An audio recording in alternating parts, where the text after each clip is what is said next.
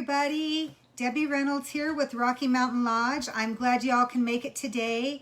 We are continuing our tea party theme this month, and today we are going to be making Scottish shortbread cookies. Cookies are a must that you have to have at every tea party. If I don't have these Scottish shortbread cookies that I make fresh when I have tea parties, when I have the little grandkids over, I'll actually buy Girl Scout shortbread cookies and keep them on hand throughout the year. And those are the ones that I'll have with tea parties, impromptu tea parties with my little granddaughters. But I really love these shortbread cookies. They are my absolute favorite tea party cookie. And they're really easy to make. They only have 4 ingredients. You can find this recipe in my cookbook, Rocky Mountain Lodge and Cabins, More Favorite Recipes. And you can find this on my website at rockymountainlodge.com. And you can also order the cookbook from there as well. So today, a couple things that I'll show you about making these shortbread cookies. Just like I said, it only takes 4 ingredients, super easy. We need 2 sticks of butter, 1 cup of butter, which I'm going to dump into my food processor, my mixer. A 1/4 cup plus 2 tablespoons of powdered sugar, or otherwise known as confectioner's sugar. That will go in there. And then 1/4 cup of light brown sugar. And I'm going to give you a little tip today on how to keep your brown sugar soft. There's a number of different ways you can do this.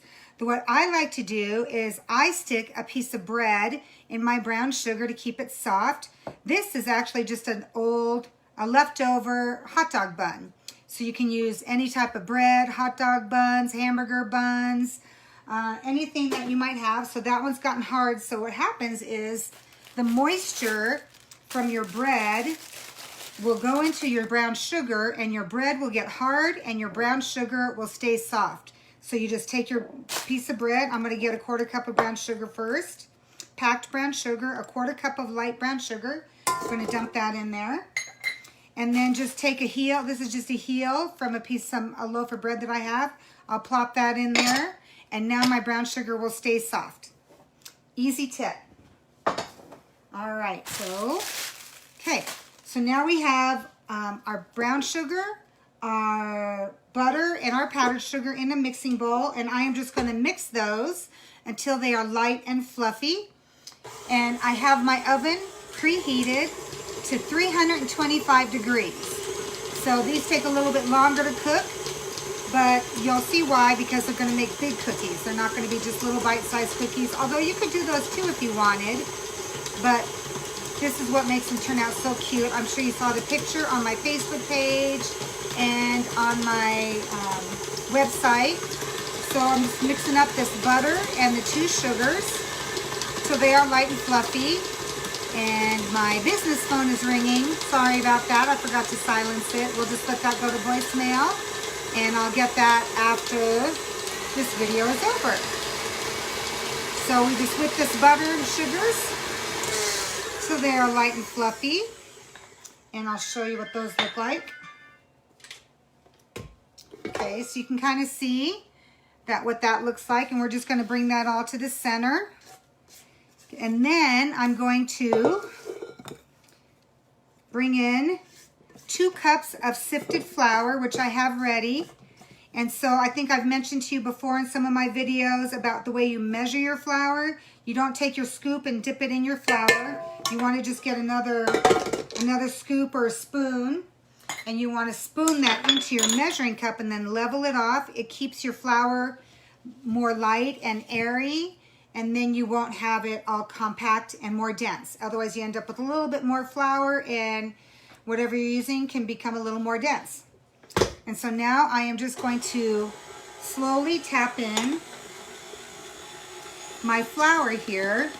If I don't slowly tap it in, it's just going to make a big poof and a big mess, and it'll go all over the place. And even though I'm a messy cook, I try not to be terribly messy. Some of it's unavoidable. All right, and so I'm just going to let that flour get incorporated. 2 cups of flour. So pretty easy. 2 sticks of butter, 1 cup of butter, softened. You want that at room temperature, so I usually just take it out first thing in the morning, or if I'm going to make them in the afternoon, or I'll just take them out the night before and leave them on the counter. And all right, so these cookies are pretty well mixed up together. So now I'm just going to scrape all of these off, and I actually have some in the oven right now so I can show you what we do with them when we take them out of the oven, because there's another step that we'll have to do after they come out of the oven. And these cookies are just so buttery and tender. This dough is really tender. They're really good, really easy to make, and they make such a pretty design. I'm going to show you how to make this really pretty design. You'll be so impressed at how easy it is. And you can make this and everybody will be so impressed with you. All right. So now our dough just looks like this. Like I said, just 4 ingredients, super easy. And so I'm just going to bring this all into a ball. And now there's a couple of ways you can do this. You can either roll this out, or you can either make 2 balls of dough out of this and make 2 rounds or discs of cookies. Or you can make them just a little bit smaller and make 3 discs, which is what I'm going to do today. If you want them a little bit bigger, just make 2 discs. If you want them a little bit smaller, make 3 discs. When I've had to feed a lot of people, like a couple hundred people, I'll actually make 4 discs, and I'll make them pretty small so that everybody can sample lots of different types of food that we have at our tea party. All right. And so I'm just going to get some flour here on my island. And I'm going to bring this into a ball and bring it out here onto my island. So we're just going to, it doesn't look like it's a very lot of dough, and it's not, but it's going to make a lot of cookies. You'll be surprised. Going to get all of that out of here, because we don't want to waste any of that. All right. So now that I've got this into a ball, just going to pat it down just a little bit, and I'm going to divide this into 3 pieces. And if you're going to make them a little bigger, just cut it in half and make 2. But I'm just going to eyeball this and cut it into thirds. So about as best you can. You don't have to be perfect. There's really no need to be perfect. And then each one of these balls, I'm going to roll into another ball.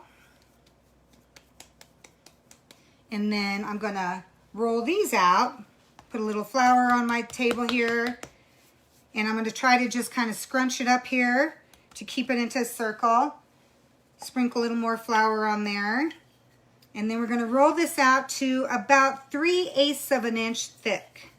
So we want these pretty thick, just under a 1/2 inch thick. And if they tend to lose their shape, no big deal. Or if they get little cracks in the edges, just kind of push them back together. That's how I keep mine into a nice circle. I just kind of keep going around. And so let's see here. So I have this one. It looks like it's just about into. Just set them onto a cookie sheet. All right. That's lined with parchment paper. Let's see. There we go. There's one. So I'm going to do that with my other 2 doughs. Here, let's see. I've got cookies in the oven. Trying to watch that. Be right back. I'm going to go check those other cookies.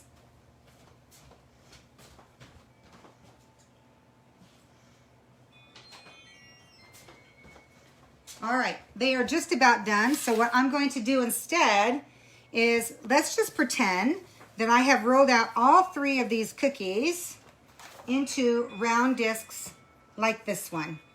Okay? So then what we're going to do is I am actually going to make sure you guys can see. Okay, I think you guys can see my cookie disc right here. Let me turn this around. Y'all can see that right there. I'm going to show you what I do here with these discs to make a really pretty fancy design. And so we're just going to take a fork and we're just going to make little crisscrosses on here, kind of like what you would do with a peanut butter cookie. So we're just going to go all around the edges like this and make crisscrosses. Can y'all see that? Okay, pretty easy.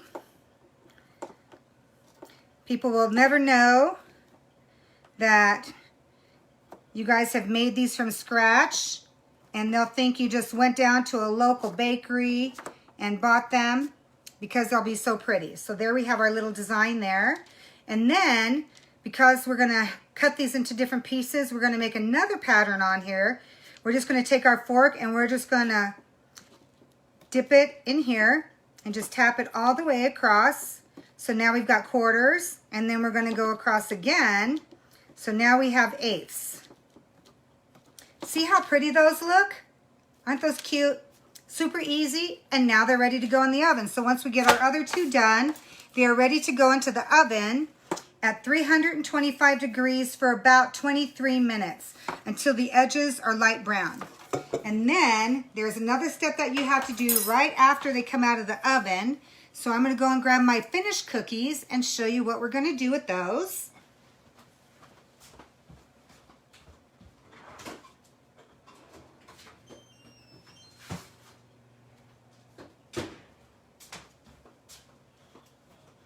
All right, so you can see what these cookies look like that once they're all done and out of the oven. You can see the crisscross patterns and the little dots we made with the forks. And so what we're gonna do now, while they're hot, you gotta do this while they're warm, or these cookies, because they're so tender and so delicate, they will break if you don't do this while they're warm. You're just gonna cut right in between the little fork marks that you've made. Okay, so let me see if I can pick this up and show you.